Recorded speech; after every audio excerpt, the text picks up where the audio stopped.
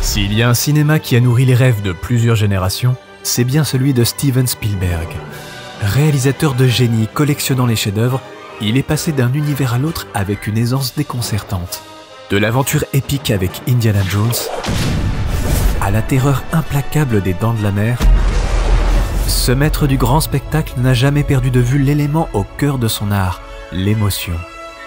Mais au-delà de sa casquette de réalisateur, Steven Spielberg a également une deuxième casquette, celle de producteur. Éternel ami des histoires, il a ainsi soutenu d'autres conteurs de talent pour nous livrer les films et séries les plus cultes et incontournables de ces dernières décennies.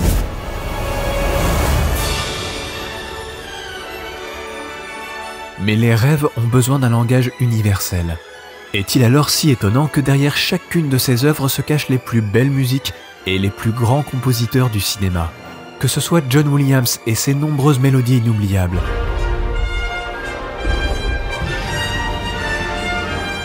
Alan Silvestri et son thème épique de Retour vers le futur,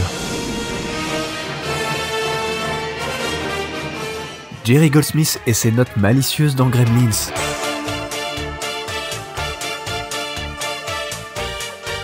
ou encore Danny Elfman et ses envolées pleines de mystères dans Men in Black. Tous ont su faire briller la musique orchestrale comme jamais. Réalisateurs, producteurs, scénaristes, une chose reste certaine, c'est qu'encore aujourd'hui, le nom de Steven Spielberg réveille en nous le souvenir de celui ou celle que nous avons été. Un enfant qui a grandi, mais qui ne saurait être oublié ou perdu.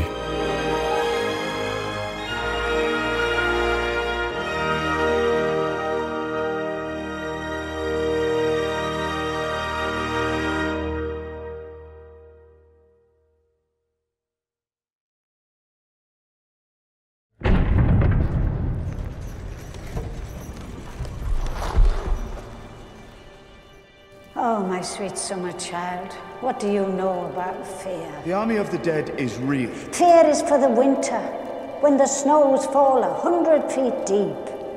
Fear is for the long night. They get past the wall, and we're squabbling amongst ourselves. I've seen everything, things you couldn't imagine, and this. We're finished. This is the only thing I've ever seen that terrifies me. There is only one war that matters. The Great War. And it is here. Au début des années 2000, je me suis plongé dans les pages des romans du Trône de Fer, une saga époustouflante qui m'a profondément marqué et qui continue de m'émerveiller des années plus tard. L'univers médiéval complexe et sombre que George R.R. Martin a su construire, et qui fut adapté en série sur 8 saisons, se déploie principalement sur le vaste continent de Westeros. Ici, chaque royaume, chaque famille, chaque personnage est une pièce d'un jeu politique sans pitié, où l'ambition et la trahison tracent les contours du pouvoir. Ces récits nous emmènent aussi sur les rivages d'Essos, le mystérieux et ancestral continent et berceau de l'humanité, depuis ces cités libres imprégnées de culture et de commerce, à ces vastes déserts et steppes peuplés de guerriers et de créatures mythiques. Cet ensemble de continents est menacé par une ombre ancienne qui a déjà frappé. La première longue nuit a eu lieu des milliers d'années avant les événements narrés dans les romans. C'est durant cette époque de désespoir que les terrifiants marcheurs blancs ont fait leur apparition, émergeant des terres glaciales au nord du mur. Ces créatures spectrales, douées d'une puissance dévastatrice, ont semé la mort et la destruction sur leur passage, transformant des terres autrefois fertiles en déserts glacés et anéantissant toute vie sur leur chemin. C'est en m'intéressant à cette menace ancestrale que j'ai fait une découverte singulière, presque énigmatique, qui pourrait bien révolutionner notre compréhension de la conclusion de cette formidable saga. Après plusieurs visionnages des séries ainsi que des recherches approfondies dans les livres et les archives, je crois avoir mis à jour une clé essentielle. Cette clé révèle comment un pacte mystérieux entre deux anciens peuples et l'usage d'un simple artefact pourrait être à l'origine de la sauvegarde du monde et de ses habitants.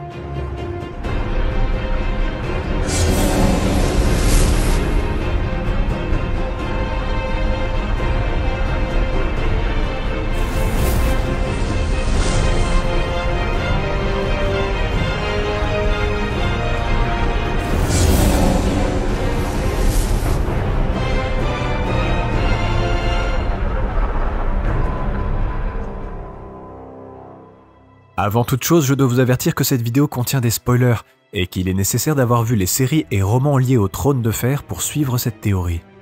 La saga s'ouvre sur l'histoire de Daenerys Targaryen. Dernière survivante de sa maison, elle lutte pour restaurer la grandeur de sa lignée, notamment grâce à la naissance de 3 dragons qui deviennent à la fois sa force et sa légende dans sa quête pour reconquérir le trône. À Westeros, Robert Baratheon, qui a renversé la dynastie des Targaryens, règne sur les 7 couronnes et propose à son ami Eddard Stark de devenir la main du roi, une offre qu'Eddard accepte à contre-cœur. À son arrivée à Port-Réal, il se heurte à l'hostilité de la reine Cersei Lannister et découvre que les enfants légitimes de Robert ne sont pas les siens.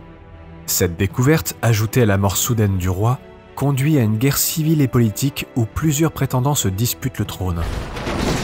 Cette guerre, que l'on appelle la bataille des 5 rois, oppose Joffrey Baratheon, fils officiel de Robert et couronné juste après la mort de celui-ci, Stannis Baratheon, le frère le plus âgé de Robert, Renly Baratheon, le plus jeune frère, Robb Stark, devenu le roi du Nord, et enfin Balon Greyjoy. Parallèlement, Jon Snow, un bâtard, a rejoint la garde de nuit pour protéger la frontière nord du royaume contre des menaces anciennes et surnaturelles. Maintenant que ce bref résumé est fait, j'aimerais vous montrer comment l'auteur George R.R. Martin est allé bien au-delà de ses livres et ses séries pour raconter une autre histoire. Une histoire mettant en lumière des mensonges et vérités lourdes de conséquences sur ce monde riche en légendes. Avant de vous raconter l'histoire du monde du Trône de Fer, il faut que vous ayez bien en tête qu'il existe parfois des dizaines de versions différentes pour un même événement.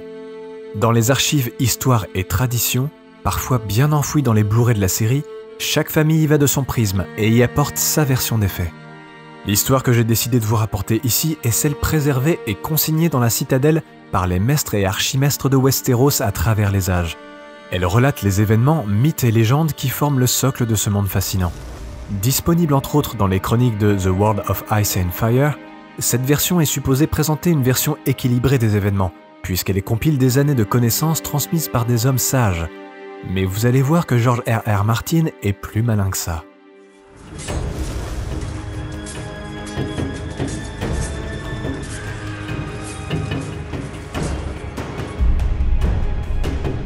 Voilà un âge qu'aucune source ne semble répertorier.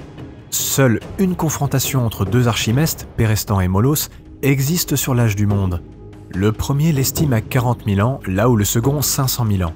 Sur le continent oriental d'Essos, les légendes évoquent un empire mythique, l'Empire de l'Aube. Dans les récits anciens, cet empire aurait été gouverné par de puissants rois-dieux, des êtres dotés d'une autorité divine et d'un immense pouvoir. Sur le continent de Westeros, les premiers habitants connus étaient les enfants de la forêt. Une race ancienne et mystérieuse, de petite taille et dotée de pouvoirs magiques liés à la nature. Ils vivaient en harmonie avec les forêts et adoraient les anciens dieux, représentés par les visages sculptés dans les barrals, des arbres sacrés.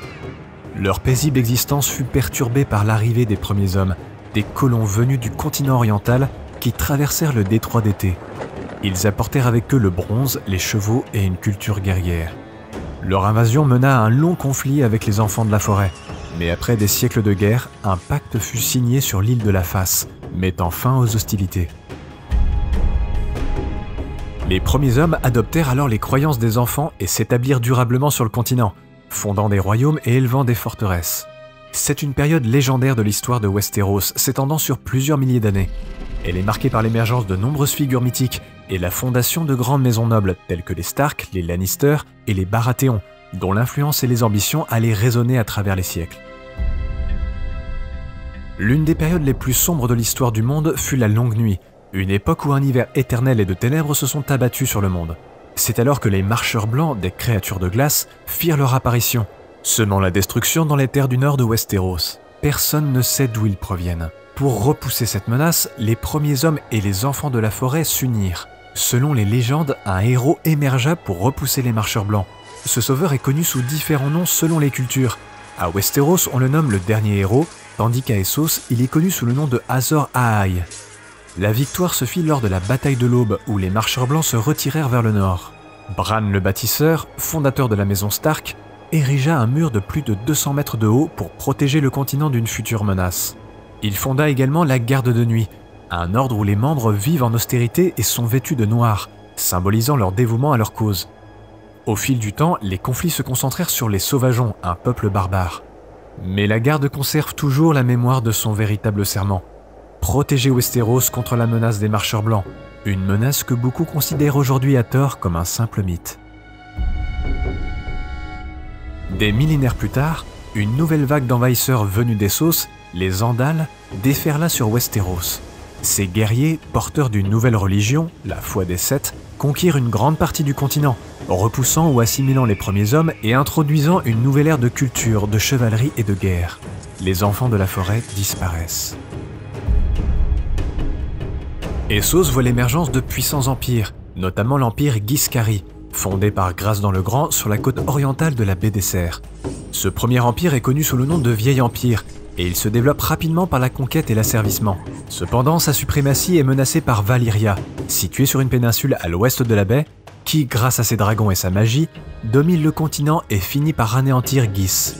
Valyria, alors au sommet de sa puissance, construit un vaste empire appelé les Possessions, connu pour ses avancées technologiques et culturelles, et établit des routes commerciales à travers Essos.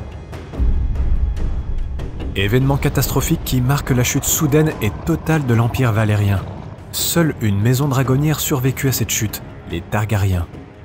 La famille s'était établie sur Pendragon, une île à l'extrême ouest de Valyria sur la côte de Westeros.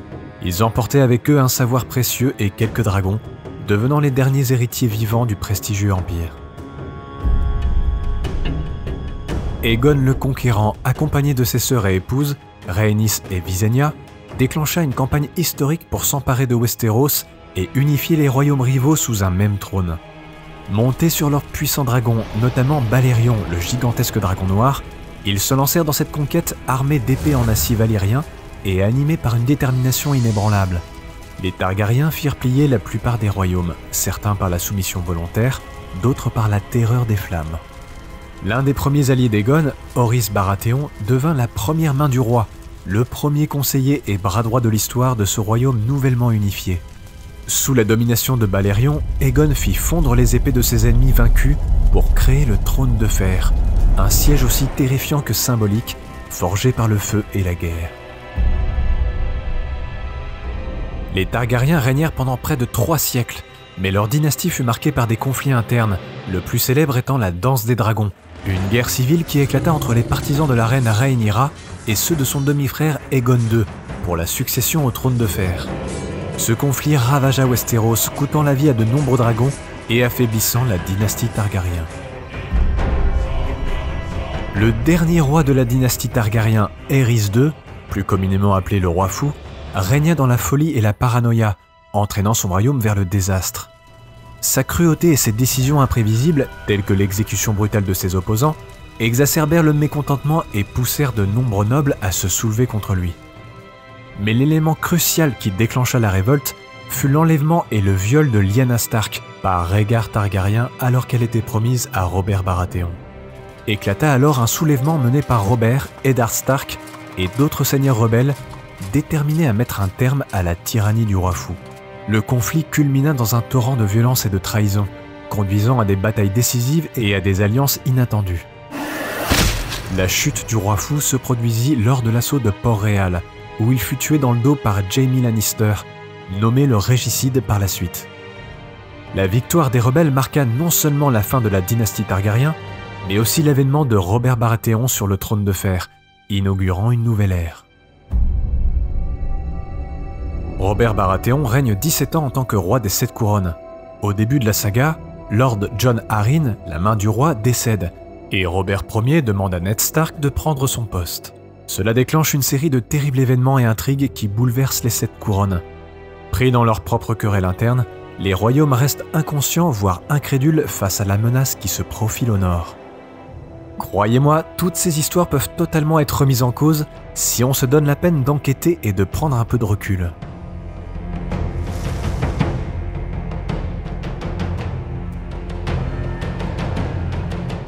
Effectivement, en examinant les écrits de George R.R. Martin, notamment dans Feu et Sang, on constate qu'il met en lumière les désaccords persistants entre les maîtres et la manière approximative dont il raconte les histoires. Ces passages révèlent une méfiance envers la narration officielle, façonnée par des perspectives personnelles et des intérêts politiques. C'est pour cela que nous retrouvons souvent dans la bouche de l'auteur cette expression « les mots sont du vent ». Par exemple, peu de gens à Westeros connaissent l'origine réelle des marcheurs blancs. Dans leur esprit, ces créatures de glace ne sont que le produit des hivers interminables et des contes de terreur. Mais c'est à travers les visions de Bran Stark que nous découvrons une vérité profondément troublante. La création des marcheurs blancs est intimement liée aux enfants de la forêt. Désespérés de se défendre contre l'invasion des premiers hommes, ils ont recours à une magie sombre pour créer ces créatures de glace. Ce geste, motivé par la peur et le désir de survie, engendre un mal bien plus grand qu'ils ne l'auraient jamais imaginé. Si nous nous intéressons aux sauvageons, ou peuples libres, ils sont souvent perçus comme une menace par les habitants du sud du mur. Cependant, cette perception est le résultat de siècles de préjugés, d'incompréhension et de manipulation de la vérité. En réalité, les sauvageons sont les descendants directs des premiers hommes, tout comme les Stark, mais un mur physique et un long passé de conflits ont transformé leurs origines communes en antagonisme. I don't believe that giants and ghouls and white walkers are lurking beyond the wall. I believe that the only difference between us and the wildlings is that when that wall went up, our ancestors happened to live on the right side of it. Ce sont ces préjugés enracinés qui poussent la garde de nuit à se concentrer sur les sauvageons, alors que des dangers beaucoup plus grands émergent au-delà de leur compréhension.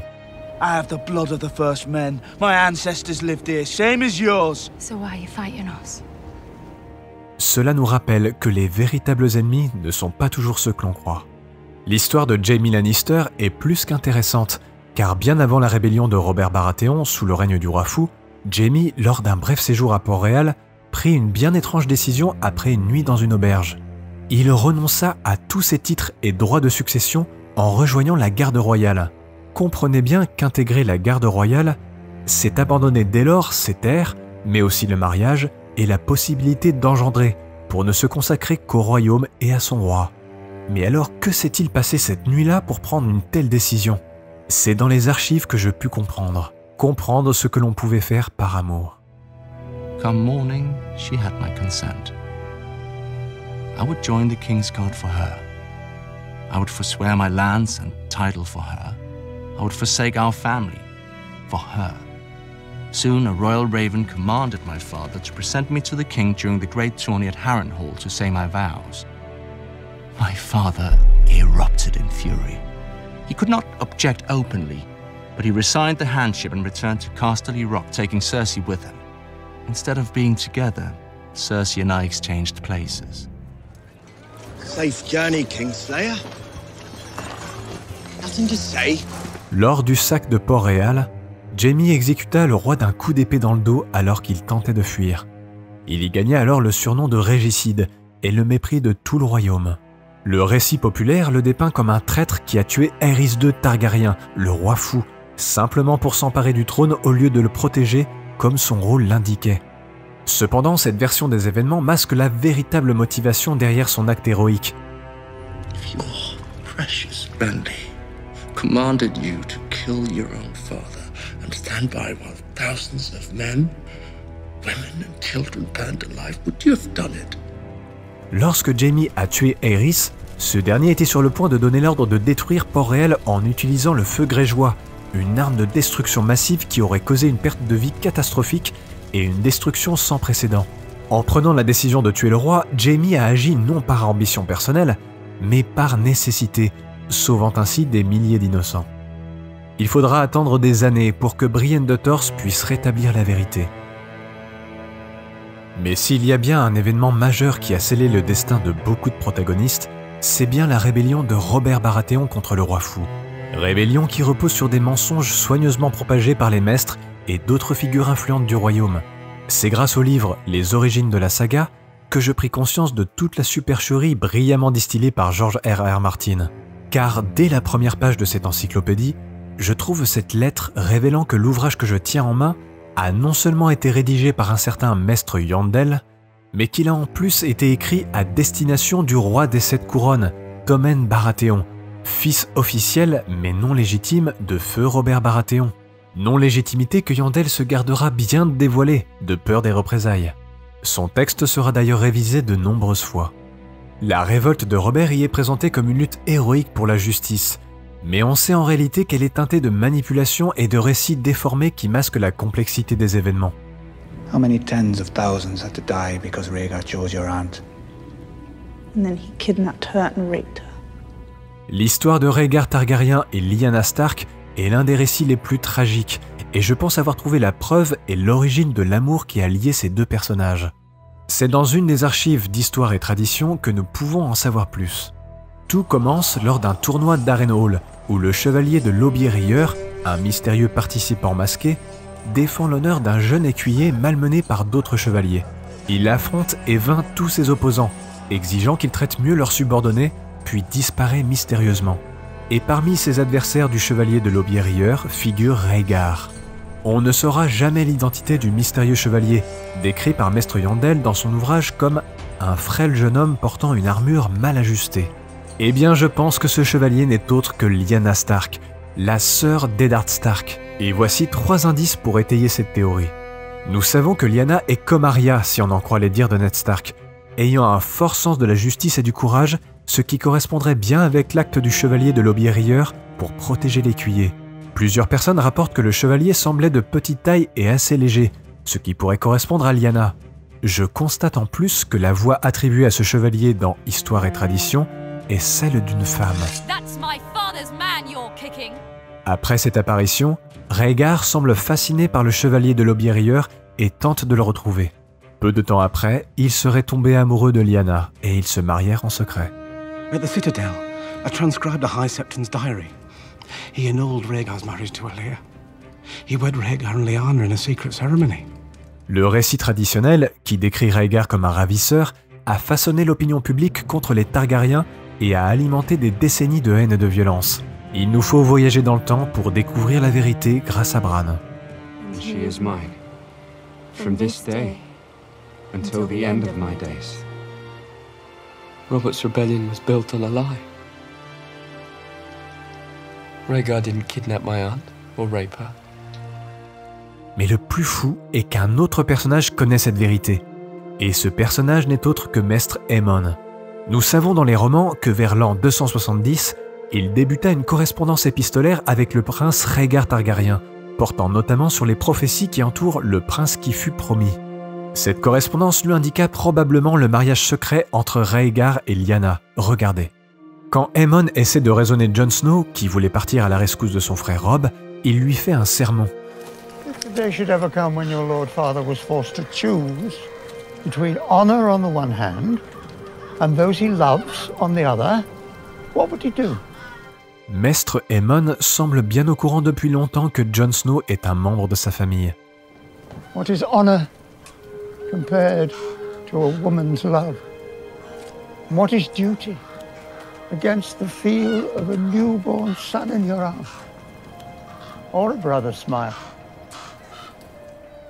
Nous savons qu'étant aveugle, Maître Aemon a une ouïe très développée lui permettant de sentir la présence de personnes. Dans cette scène, juste avant que Jon entre dans la pièce, il prononce cette phrase. A Targaryen, alone in the world. It's a terrible thing. Et enfin, pour enfoncer le clou de cette théorie, si Aemon sait pour Jon Snow et donc ses vrais parents, il devrait laisser un indice. Eh bien cet indice, le voici. R plus L gravé dans le bois. Rhaegar plus Lyanna. Les pièces de théâtre jouent un rôle crucial dans la diffusion des récits officiels et des versions des événements qui servent les intérêts de ceux qui détiennent le pouvoir. En tant qu'outil de propagande, ces productions théâtrales sont souvent utilisées pour modeler la perception publique et renforcer les récits souhaités par les dirigeants.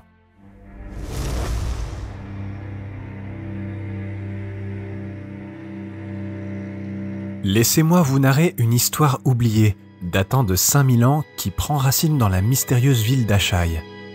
On ignore qui en est le fondateur, ni quand elle a vu le jour, mais les légendes murmurent que cette cité est d'une ancienneté prodigieuse, peut-être aussi vieille que les cités de l'Empire de l'Aube. Depuis des temps immémoriaux, les prêtres rouges, ou servants du Seigneur de la Lumière, sont réputés pour leurs dons prophétiques, capables de dévoiler des événements futurs, y compris la sinistre apparition de ce qu'ils appellent la Grande Ombre. Les prêtres et prêtresses sont dotés par leur dieu de pouvoirs extraordinaires que beaucoup qualifient de forces démoniaques.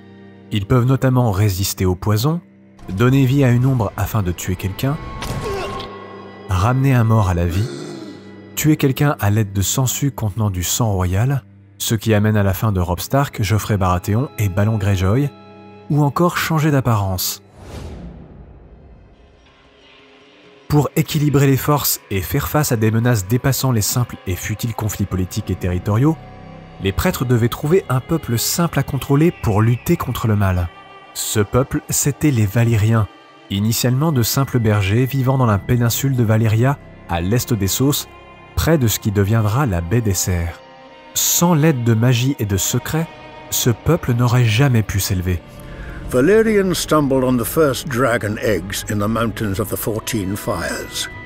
I cannot imagine shepherds could hatch dragon eggs and bind such creatures to their will, but whatever aid they must have had is lost to history. Et croyez-moi, la découverte des dragons n'est pas celle que racontent les maîtres de Westeros. Les prêtres rouges allaient transmettre à ce petit peuple leur pouvoir prophétique, leurs rituels, leurs ressources, constituant ainsi une arme sans pareille. Mais ils leur fourniraient également un artefact qui traverserait les âges. La première chose partagée avec les Valyriens, dont les traces sont facilement retrouvables, est la sans-magie, qui, associée au feu, devient d'une puissance redoutable. Ensuite, ils leur transmettent le fameux pouvoir prophétique, mais cela nécessite de pratiquer l'endogamie pour assurer sa transmission de génération en génération. Le mariage et la reproduction entre membres de la même famille permettaient de préserver la pureté de leur lignée et de ce pouvoir visionnaire. Ce don se manifestera plus tard chez Daenerys Targaryen, surnommée la Rêveuse.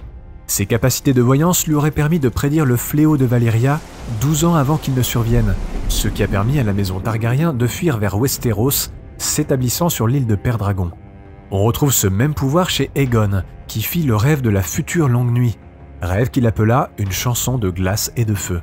Viserys Ier partagera à sa fille cette prophétie.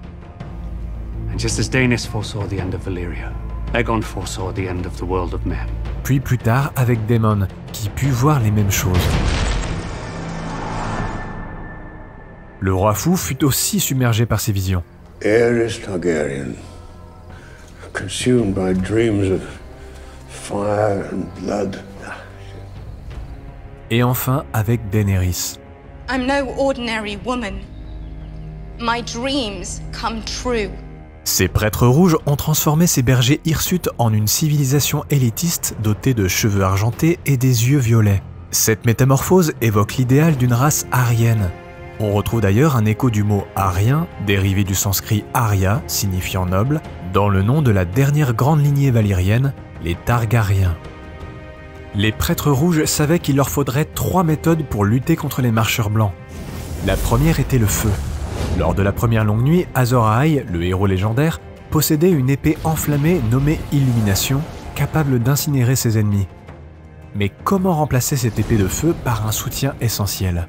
En fouillant dans divers documents, je découvris que les dragons trouvaient leur origine à Asshai, et surtout dans les contrées de l'ombre, bien loin de Valyria, où évolue notre petite civilisation de bergers sans lien avec la magie. Et c'est dans le 5e roman, La Danse des Dragons, et plus particulièrement dans le 4e chapitre lié à Bran, que celui-ci a une vision sur la terre d'origine des dragons, et il les voit à Asshai.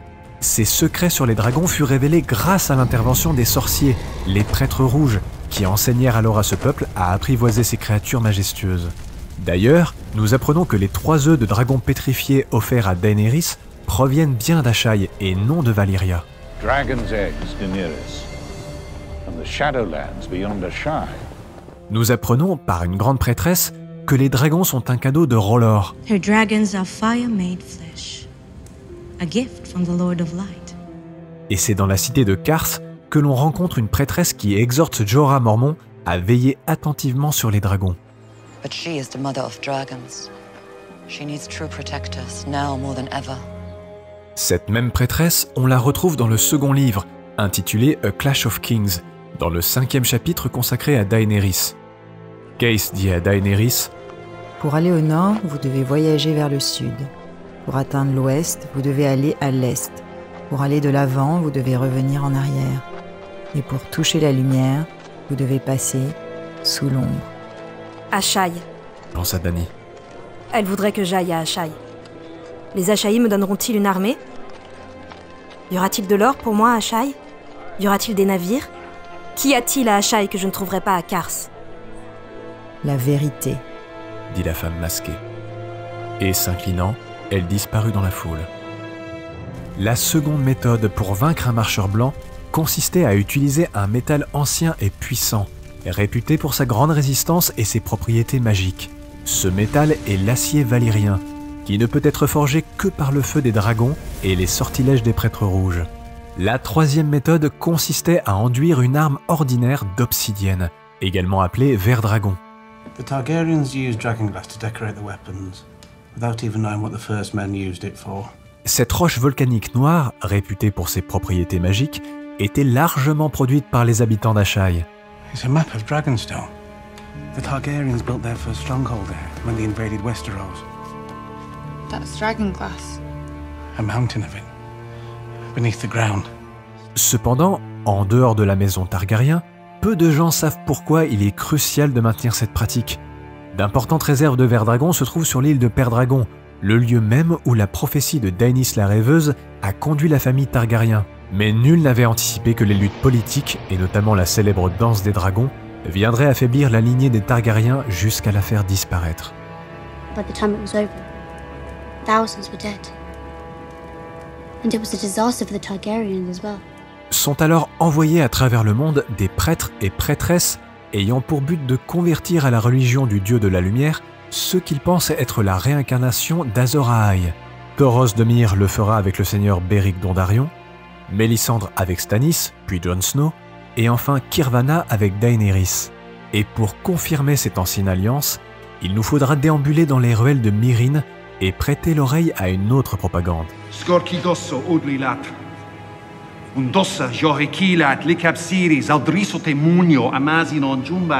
Sachant cela, comment la magie des prêtres rouges pourrait-elle garantir la protection du royaume face à la menace grandissante des marcheurs blancs? Eh bien mes amis, une quatrième solution était alors envisagée, une solution sous la forme d'un artefact bien caché dans toute l'œuvre du trône de fer. Un artefact venu d'Asshai, aux propriétés exceptionnelles.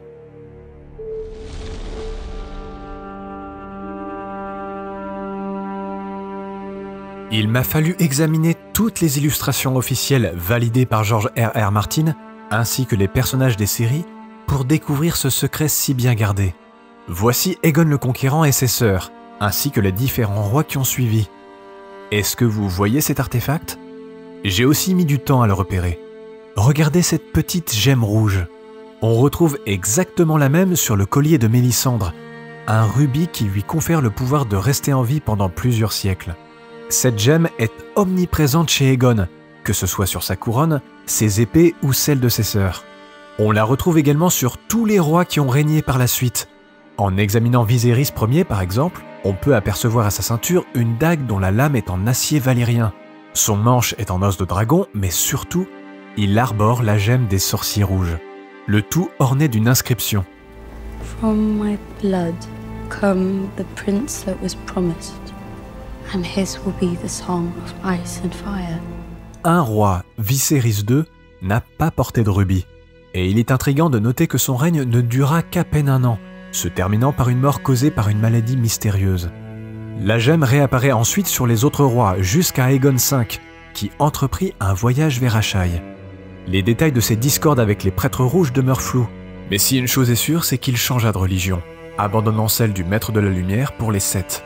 Dans le roman Feu et Sang au chapitre sur Aegon V, celui-ci aurait commandé des voyages à la recherche de dragons vers Asshai. Dans le même passage, nous apprenons qu'Aegon V fait le choix risqué d'organiser une cérémonie pour tenter de faire éclore des œufs de dragon avec du feu grégeois. Aegon décide de placer 7 œufs de dragon dans un grand feu rituel en l'honneur des Sept, la religion dominante de Westeros, et non celle du dieu de la lumière.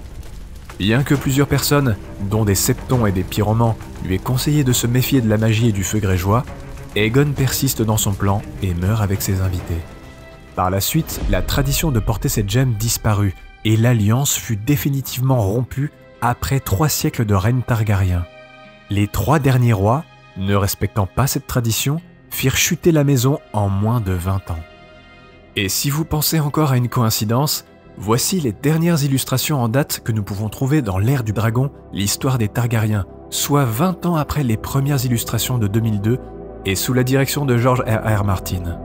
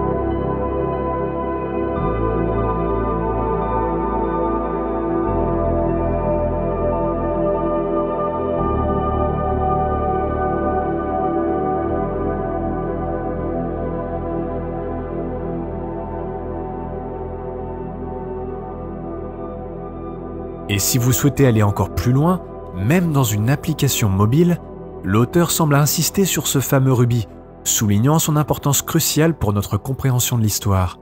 Cette gemme cache une récompense, renforçant l'idée que cet élément paraissant insignifiant possède un poids considérable dans le récit global. La couleur de cet artefact n'est d'ailleurs pas sans rappeler le fameux dieu de la lumière, Rolor, aussi surnommé le dieu rouge. Lors de la longue nuit et juste avant la mort du roi, si on fait un arrêt sur image, vous ne rêvez pas, c'est bien notre dague. Nous pouvons apercevoir brièvement le fameux artefact, rappelant l'héritage ancestral et le destin tragique qui l'entoure. En évoquant la dague de Viserys Ier, je me suis interrogé sur les pouvoirs que cette lame, ornée de l'artefact, pouvait receler. Mon enquête m'a ensuite conduit à un bond de 4 siècles dans le temps, où j'ai découvert que cette dague avait été retrouvée entre les mains d'un assassin, puis plus tard entre celles de Catelyn Stark, de Littlefinger, de Bran Stark et enfin d'Arya Stark. Cette lame semble obéir à un dessein précis, se glissant de main en main jusqu'à atteindre le coup mortel destiné à anéantir le roi de la nuit. La sorcière, avec ses visions prophétiques, connaît celle qui sera choisie pour accomplir cet acte salvateur. I see a darkness in you. And in that darkness, eyes staring back at me. Brown eyes, blue eyes, green eyes. Lorsque Mélisandre retrouve Arya des années plus tard, elle comprend que le moment décisif est enfin arrivé. La mort de Beric Dondarrion prend tout son sens. Il a sacrifié sa vie pour protéger celle qui est destinée à mettre fin à la longue nuit. Now that purpose has been served. Tout est donc lié, tout comme sa dernière conversation avec Varys, lui qui remet en cause la magie des prêtresses rouges. I've done my part. I've brought ice and fire together. La menace étant désormais annihilée, Mélisandre a accompli sa mission. Elle a joué un rôle essentiel dans la défaite du roi de la nuit, prouvant que les fils du destin s'entrelacent de manière complexe et parfois inattendue. Son sacrifice et son dévouement ont permis de rétablir un équilibre précaire. Elle peut enfin enlever ce collier et mettre fin à ses jours, retrouvant ainsi son Dieu. La prophétie étant accomplie, le trône de fer n'a plus sa place dans le nouveau monde qui émerge. Drogon, en un geste puissant et symbolique, détruit le trône, anéantissant ainsi le symbole de la convoitise et du pouvoir absolu qui a causé tant de souffrances. And Drogon? Any word? He was last spotted flying east towards Farther the land. away, the better. Puis, dans un vol majestueux, il emporte le corps de sa mère vers l'est, laissant derrière lui les cendres d'une ère révolue et marquant le début d'une nouvelle légende libre des chaînes du passé. En somme, c'est la magie d'Asshai, à la fois mystérieuse et souvent redoutée, qui, alliée à la détermination des prêtres rouges à maintenir l'équilibre des forces, a sauvé le royaume. Cet équilibre trouve ses racines dans la transmission d'un savoir ancien à un peuple de simples bergers, qui, grâce à cette connaissance, est devenu une puissance sans précédent. Cette saga de lumière et d'ombre, de feu et de glace, de sacrifice et de rédemption, souligne le rôle crucial des alliances inattendues et de l'héritage oublié dans la lutte contre les ténèbres qui menacent de tout engloutir.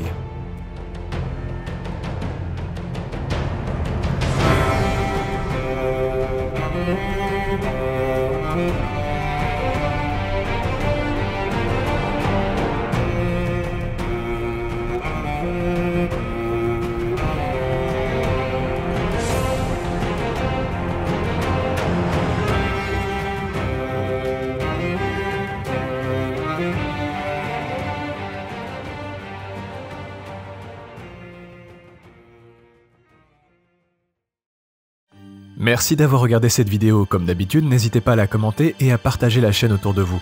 Quant à moi, il ne me reste plus qu'à vous donner rendez-vous bientôt pour la prochaine théorie.